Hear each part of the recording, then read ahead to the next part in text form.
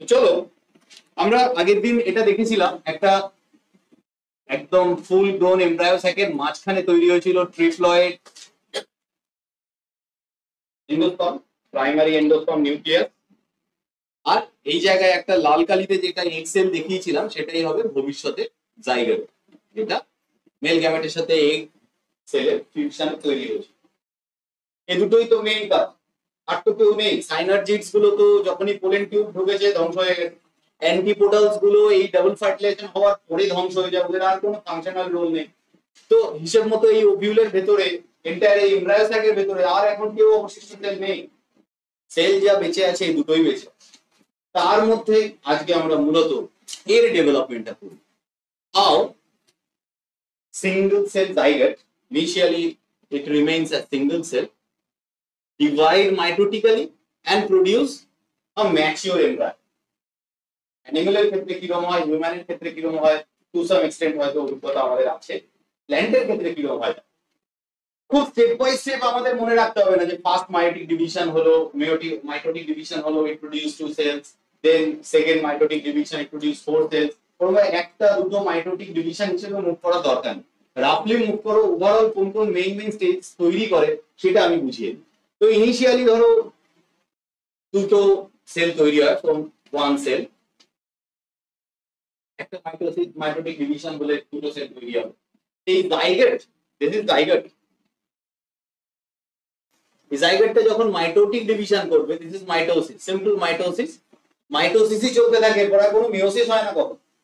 তো সেই একটা সেল থেকে দুটো সেল তৈরি হবে, দুটো থেকে চারটে হবে, চারটে থেকে আটটা হবে, and this type of cell division goes on continuous. এই যে দুটো সেল তৈরি হলো না, এই স্টেজে আমি একটা কথা বলি। তো উপরের দিকে যে সেলটা তৈরি হয়, this are called basal cell or suspensory cell. এটা সাসপেন্সার সেল বলা বেটার, সাসপেন্সারি না। দেখো আমার বইতে সাসপেন্সারি আছে, বা এটা কেটে দাও, ছবিতে দেখো আছে উপরে সাসপেন্সারি সেল। এটা সাসপেন্সার সেল বলাটা বেটার। আর নিচের দিকের সেলটাকে বলা হয় embryonal cell or terminal cell or apical cell. এতগুলো নামে ডাকা হয়, apical cell or embryonal cell. Embryonal cell তো বইতেই দেওয়া আছে পয়েন্টিং, এমব্রায়োনাল সেল যেমন এপিক্যাল সেল, এগুলো এরই কিন্তু আলাদা আলাদা নাম। In some textbook you may find terminal cell, এই কথাটাও পেতে পারো কোনো বইতে। এগুলো সব একই জিনিসের না। এই টু সেল স্টেজটাতে এটাকে স্পেসিফাই করা, তার মূল কারণ হলো এই দুটো গ্রুপ অফ সেল থেকে না দু ধরনের ফিউচার তৈরি। কিরকম আমি দেখাই। ধরো উপরের সেল, বেসাল সেলস থেকে দুটো পার্ট তৈরি হয়, এরকম একটা অদ্ভুত ফ্লাওয়ার ভাস শেপের একটা স্ট্রাকচার তৈরি হয়, ঠিক আছে? এটা একটা সেল, সিঙ্গেল সেল। এখানে অনেকগুলো মাল্টিপল সেলস থাকে, সবই নিউক্লিয়েটেড সেল। আর এখানে অসংখ্য সেলস থাকে। সব সেলস আঁকার দরকার নেই, এটা রাফলি বড় বড় করে এঁকে রাখো। This are also single nucleated sales.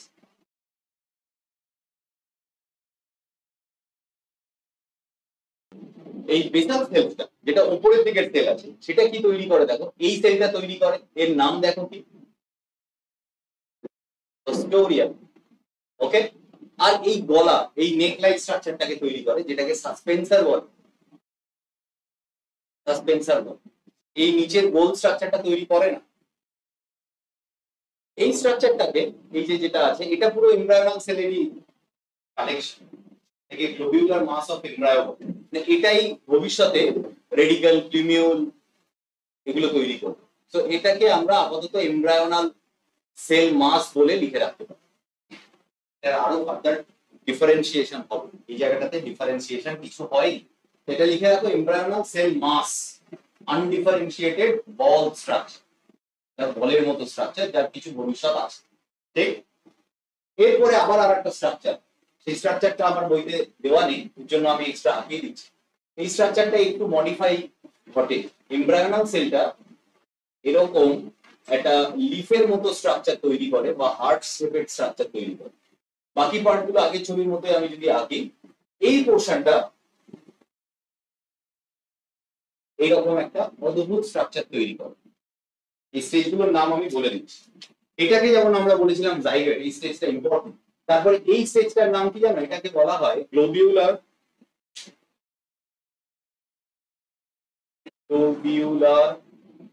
Embryo.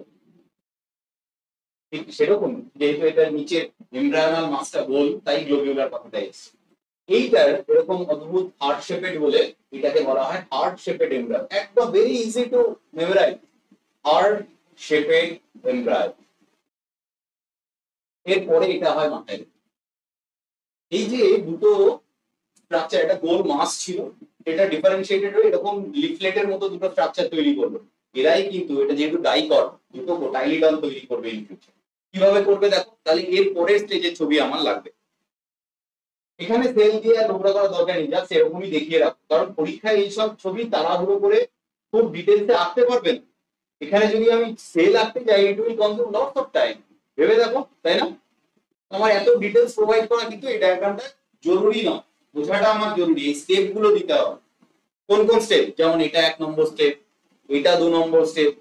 স্যাররা দেখবেন, ম্যাডামরা দেখবেন যে এই স্টেপ গুলো তোমরা দিয়েছো। এই স্টেপ গুলো মিস হলে নাম্বার কাটা যেতে পারে, কারণ এটা 5 মার্কসের কোশ্চেনে আসে। এরপরে কোন স্ট্রাকচার তৈরি করো? এরপর অলমোস্ট ম্যাচুরেশনের কাছাকাছি পৌঁছে গেছে, বা তার স্ট্রাকচারাল ডিটেইলস গুলো সব দেখাচ্ছে, এমন একটা এমব্রায়োনিক স্ট্রাকচার আমরা দেখাবো। দেখতে দেখো,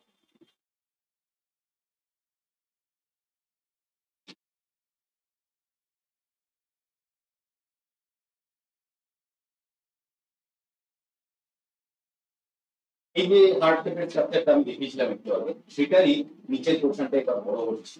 আর এই হস্টোরিয়ামটা এখন ছোট হয়ে গেছে, এর আর ভবিষ্যতে এক্সিস্টেন্স থাকবে। এই পুরো স্ট্রাকচারটায় সেলুলার ডিটেইলস আমি কিছুই এঁকে দেখাচ্ছি না, জাস্ট এরকম একটা দুটো লাইনিং এঁকে ছেড়ে দাও। সেল আঁকতে গেলে শয়ে শয়ে সেল আঁকতে হবে, কোনো দরকার নেই।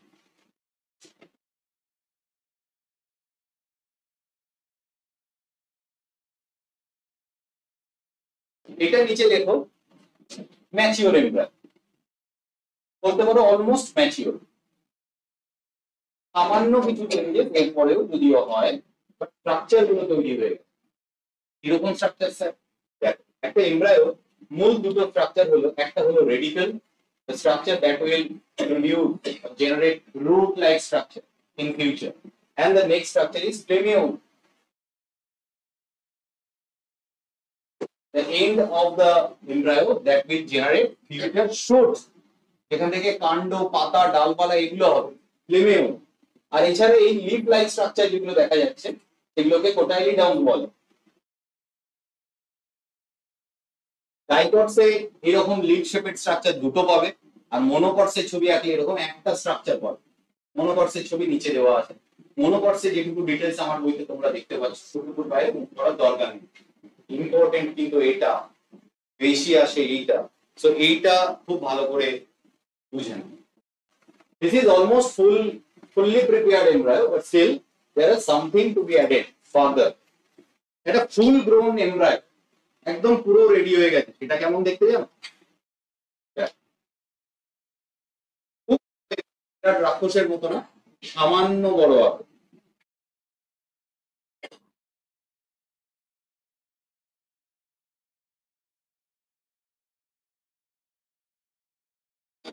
এই দেখো টোটালি ডম গুলো কত বড় হয়ে গেছে। এই পুরোটা কিন্তু সেই গোল জিনিসটার মধ্যেই রয়ে গেছে, মানে এখনো এর ভেতরেই পুরো রয়ে গেছে, এর বাইরে কিন্তু ওই স্ট্রাকচারটাই রয়েছে, ওর ভেতরে ওর ডেভেলপমেন্ট হয়ে গেছে। এবং এই ডেভেলপমেন্টাল প্রসেসে ও খাবার পেয়েছে কোথা থেকে? এন্ডোস্পার্ম সেলগুলো থেকে। তাহলে এর বাইরে কিন্তু এই কভারিংটা এখনো রয়ে গেছে, এর ভেতরে এটা ডেভেলপ হয়ে গেছে। দেখো কোন পার্টটা কি তৈরি করেছে। একটু আগে দেখেছি ওপরের দিকে এই মিড পোর্শনে রেডিকেল তৈরি হয়েছে, সো এই পোর্শনটা কোন জায়গায় থাকবে? এই জায়গাটায় থাকবে। So let's write down the pointing radical. This is the root cap portion. In future, this will develop the calyptra or root cap. এটা মাটির নিচে যাবে। ভালো করে বুঝলাম। এই যে জাংশনটা, যেটা একটু আগেও বলেছিলাম, এই মুখটাকে খেয়াল করো, it was known as plemiole. Same এই ছবিতেও তাই হবে। এই পয়েন্টিংটা প্লেমিউল করো, কেন আমরা তাই রাখলাম। আর কি আছে, এই যে এই দুটো কোটাইলিডনস, এটা এর আগেও এঁকেছি, এখনো একবার লিখে দাও, কোটাইলিডনস। আবারও বলছি, ডাইকটে পরিষ্কার দুটো কোটাইলিডন দেখা যায়, পরিষ্কার। আর এই মাঝের জায়গাটা হাইপোকোটাইল বলা হয়, হাইপোকোটাইল বলা হয়। ঠিক আছে, দেখো জিনিসটা বুঝলে কি, খুব সরলীকৃত স্টেপ বাই স্টেপ দেখিয়ে দিচ্ছি। আরেকবার আমি রিভাইজ করে দিচ্ছি, কোন পার্ট কি তৈরি করে ভালো করে দেখেন। Basal cell or suspensor cell, এ কি তৈরি করে, আমি গ্রিন পেন নিই, green pen, or basal cell or suspensor cell, green pen. This will produce ostomium and suspensor, means these two regions. Is it fine? And what is the future of these two portions? Ostomium initially help the growing embryo by providing food. How they do provide food? It's the function of endosperm. Yes, they actually build a firm connection between endosperm and the embryo and collect the food and supply the food to the rest of the embryo. Later, this ostomium part will get degenerated. This is nothing but the stop or the connection between ostomium and the main embryonic cells. All these portions are generally produced from this structure. কিন্তু এই সাসপেন্সারের নিচের দিকে এরকম এই গলার দিকটায় hypophysis বলে একটা স্ট্রাকচার হয়, হাইপোফাইসিস। এই স্ট্রাকচারটা কিন্তু ভবিষ্যতে এই রুট ক্যাপ, রেডিকেল এগুলো তৈরি করে। তার মানে সাসপেন্সারের শেষের দিকের সেলগুলো ম্যাচিওর এমব্রায়োতে টেক পার্ট করে, হাইপোকোটাইল এগুলো তৈরি করার ক্ষেত্রে রোল প্লে করে। এবার আমি রেড পেন নিই, red pen for apical cell or embryonic cell, নিচের দিকের সেল, মানে এই সেলটা যেটা এখন এই মুহূর্তে বল শেপেড আছে, আর বল শেপেড আছে বলে globular embryo converted into heart shaped structure, then it will start to generate two different cotyledons. এরা কি কি সেল তৈরি করছে ভালো করে খেয়াল করো। মোটামুটি এই জায়গা থেকে সব যা তৈরি হয় সব ওই এমব্রায়োনাল সেলস থেকে তৈরি হয়, কারেক্ট? তার মানে এই যে স্ট্রাকচারটা আমরা দেখতে পাচ্ছি তার মোটামুটি ধরে নাও এই রকম জায়গা থেকে, আমি যদি ভেতরে আসি, তোমরা এটা দেখাবে না, আমি বোঝানোর জন্য বলছি, এই জায়গা রেড পেনের টাচ যেখানে যেখানে পড়ছে এই জায়গাগুলো সব তৈরি হয় কোথা থেকে, এই এপিক্যাল সেল।